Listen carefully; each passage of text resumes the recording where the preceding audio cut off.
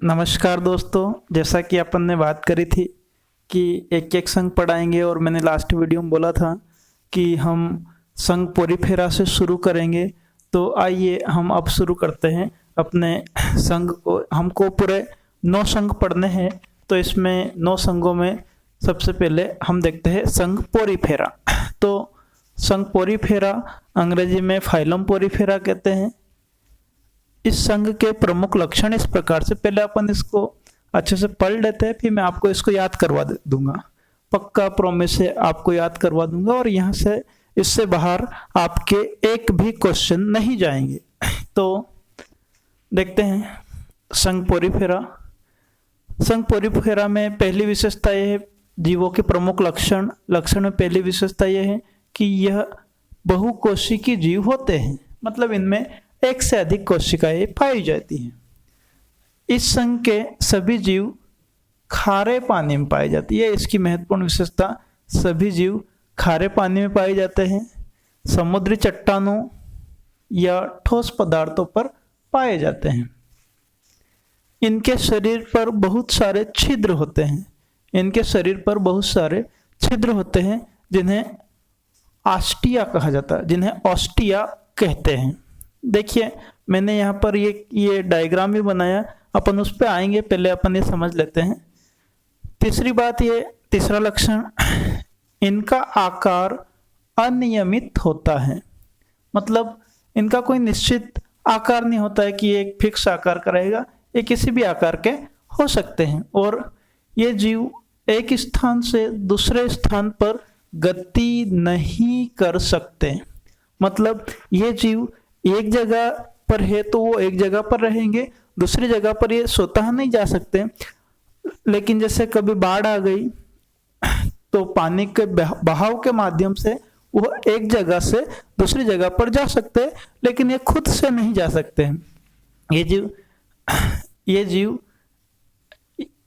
एक स्थान से दूसरे स्थान पर गति नहीं करते हैं।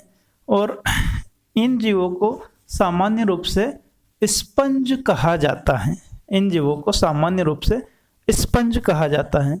इसके उदाहरण में देखते हैं तो स्पंजिला, यूस्पेंजिया, साइकन और यूप्लेक्टेला।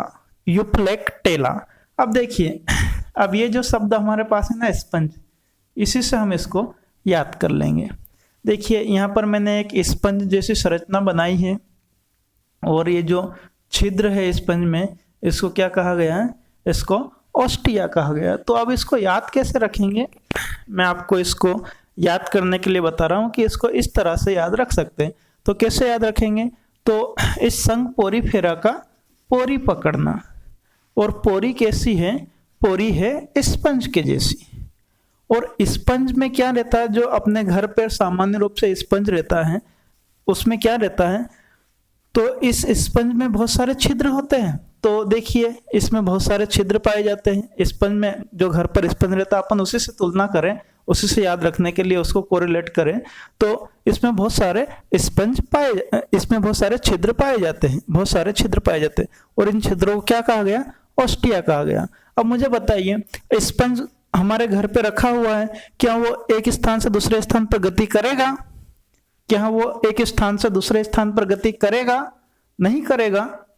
नहीं करेगा। इसलिए इसमें लिखा है कि यह क्या नहीं कर सकते? एक स्थान से दूसरे स्थान पर गति नहीं कर सकते। अगली बात, इनके उदाहरण भी आपको याद रह जाएंगे।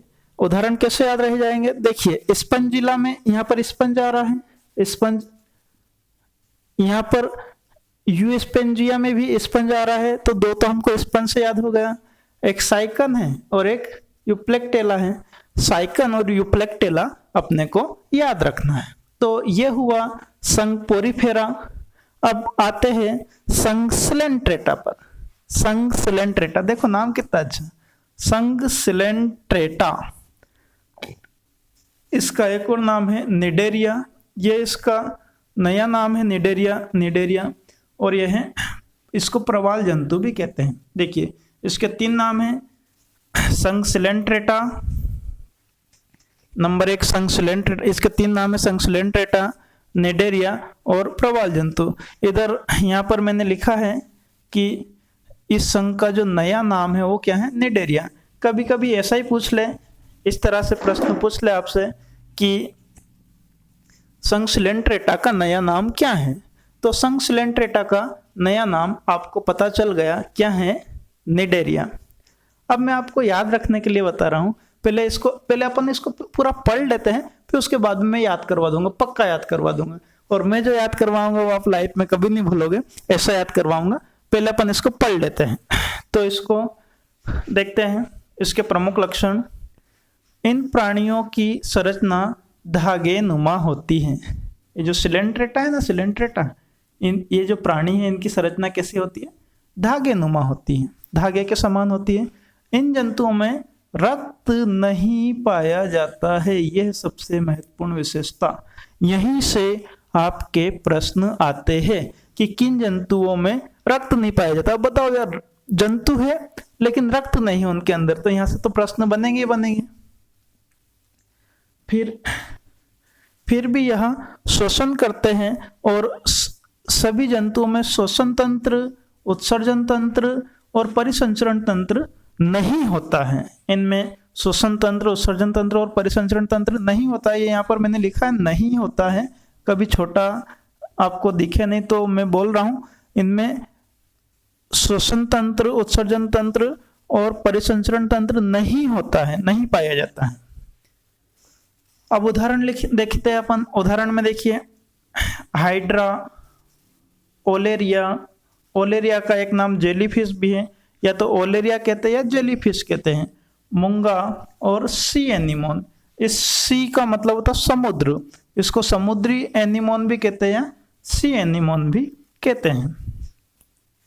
अब यहां से आपका प्रश्न ऐसा आता है कि किस जंतु में रक्त नहीं पाया जाता है, तो ये हाइड्रा, ओलेरिया, मूंगा, सी एनीमोन, इसमें से ऑप्शन में रहेगा, तो इसमें सब आप समझ जाओगे कि इनमें रक्त नहीं पाया जाता है, इनमें रक्त नहीं पाया जाता। विशेषकर हाइड्रा का पूछा जाता है कि निम्न में से किस में रक्त नहीं पाया जाता है, तो हाइड्रा उसमें ऑप्शन में ज्यादातर देखने को मिला है। फिर हाइड्रा की बात करें, और हाइड्रा ये जंतु है, इसकी बात करें तो यह मीठे पानी में या ताजे पानी में पाया जाता है। अब यहाँ पर मीठे पानी का जो अर्थ है, उसका मतलब यह नहीं कि इसमें शर्करा घुली हुई है, इसका अर्थ यह नहीं। मीठे पानी का मतलब होता है, उसको मीठा पानी बोल दो या ताजा पानी बोल दो या फ्रेश वाटर बोल दो या शुद्ध जल बोल दो, मीठे पानी का अर्थ होता है कि जिसका पीएच मान 7 हो, जिसका पीएच मान 7 हो, उसे मीठा पानी या शुद्ध जल कहते हैं। फिर आगे बात करें तो इस हाइड्रा की जो खोज करी वो किसने करी, ल्यूवेनहॉक। ल्यूवेनहॉक, इस ल्यूवेनहॉक का पूरा नाम है Antony von Leeuwenhoek. Antony von Leeuwenhoek. इस एंटोनी वॉन ल्यूवेनहॉक ने माइक्रोबायोलॉजी का जनक कहा जाता है, एंटोनी वॉन ल्यूवेनहॉक को। आगे बात करें तो देखते हैं, ये जो संघ सिलेंट्रेटा है ना, संघ सिलेंट्रेटा है, इससे ग्रेट बैरियर रीफ या वृहद प्रवाल भित्ति का निर्माण भी हो गया। ये ग्रेट बैरियर रीफ विश्व की सबसे बड़ी रीफ है, विश्व की सबसे बड़ी प्रवाल भित्ति है। इसका मतलब ये है कि ये एक प्रकार की जमीन है। ये जो संघ सिलेंट्रेटा के जंतु है ना, ये अपने शरीर से, देखिए यहाँ पर लिखा हुआ है कि यह अपने शरीर से कैल्शियम कार्बोनेट को निकालते हैं। स्रावित करना मतलब निकालना। कैल्शियम कार्बोनेट को निकालते हैं तो कैल्शियम कार्बोनेट निकलता जाता, एक स्थिति ऐसी आ जाती है कि कैल्शियम कार्बोनेट जल से ऊपर आ जाता है, वो सतह जल से ऊपर आ जाती है, तो वो बन जाती है जमीन। तो ये छोटे छोटे जीव हैं, लेकिन ये जमीन बनाने की ताकत रखते हैं। इतने छोटे जीव है लेकिन इतना बड़ा काम कर देते हैं। अब मानव को बोल दो कि चलो थोड़ी सी जमीन बना दो, खरीद लेगा लेकिन बना नहीं सकता। ये जंतु जमीन बना रहे हैं। अब इनको याद रखने के लिए मैंने मेरे हिसाब से आपको याद करवाई है, तो इसको ऐसे याद रखेंगे। ये पहले ग्रेट बैरियर रीफ के बारे में बात कर लेते हैं, फिर याद करवाने वाली बात करते हैं। तो ग्रेट बैरियर रीफ यह ऑस्ट्रेलिया के उत्तर पूर्व में स्थित है। इस रीफ का निर्माण जंतुओं के द्वारा ही इस रीफ का निर्माण इन जंतुओं के द्वारा ही हुआ है। यह जंतु कैल्शियम कार्बोनेट को स्रावित करते हैं, उसी से इसका निर्माण हुआ है। कहां पर है? ऑस्ट्रेलिया में। ऑस्ट्रेलिया की राजधानी कैनबरा। ऑस्ट्रेलिया की राजधानी कैनबरा। फिर अपन इसको अब याद करने के लिए देखते हैं। याद करने के लिए देसी ट्रिक मेरे हिसाब से मैंने आपको याद करवाया। अपने को याद करने से मतलब है कैसे भी करके याद होना चाहिए, तो मैंने थोड़ा सा आपको याद करने में सहयोग दिया है। आप लोग इस हिसाब से याद रखेंगे। देखिए संगसिलेंट्रेटा। अब संगसिलेंट्रेटा का ये ट्रे हटा दो तो क्या बचता है? ये सी भी भूल जाओ थोड़ी देर के लिए, तो बचता है लेटा। संगसिलेंट्रेटा मतलब लेटा। अब उसको लेटाएंगे कब? जब ये जमीन बनेगी, प्रवाल भित्ति, ग्रेट बैरियर रीफ बनेगी तो लेटाएंगे। तो लेटा मतलब सिलेंट्रेटा। अब इसको कहीं भी लेटा दो। क्यों लेटा दो कहीं भी? क्योंकि इसमें रक्त नहीं पाया जाता है। देखिए इसमें क्या रक्त नहीं पाया जाता, तो जिसको कहीं पर भी लेटा दो तो उसको कोई फर्क ही नहीं पड़ता, इसमें रक्त नहीं पाया जाता है। ऐसा मैंने याद करने के लिए बताया। ये याद करने के लिए बता रहा हूं, आप समझ रहे होंगे बात को। तो संगसिलेंट्रेटा कहीं भी लेटा। अब कहीं भी लेटा दो तो ये डरता नहीं है, तो नहीं डरता निडेरिया। नहीं डरता है तो निडेरिया, तो इसका नाम निडेरिया भी है। अब इसी से अपन ने एक ट्रिक बना ली कि इसको कहीं भी लेटा दिया तो क्या हो गया? ओ मुहासी हो गए। मुहासी, ओ मुहासी हो गए। ओ मुहासी हो गए। तो अब कैसे याद रखें? देखिए ओ मुहासी का मतलब समझिए। ओ से हो गया ओलेरिया, हा से हाइड्रा,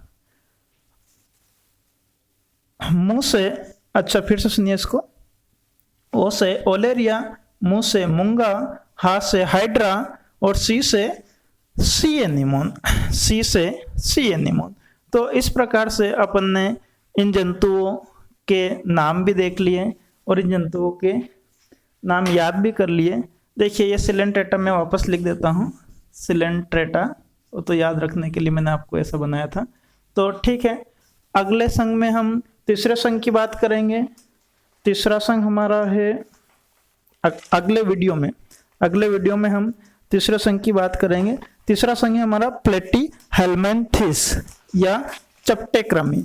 तो अगले वीडियो में हम प्लेटीहेल्मिन्थेस से फिर शुरू करेंगे। ठीक है, जब तक के लिए आप लोग इतना पढ़ें, फिर अपन अगले वीडियो में आते हैं। धन्यवाद।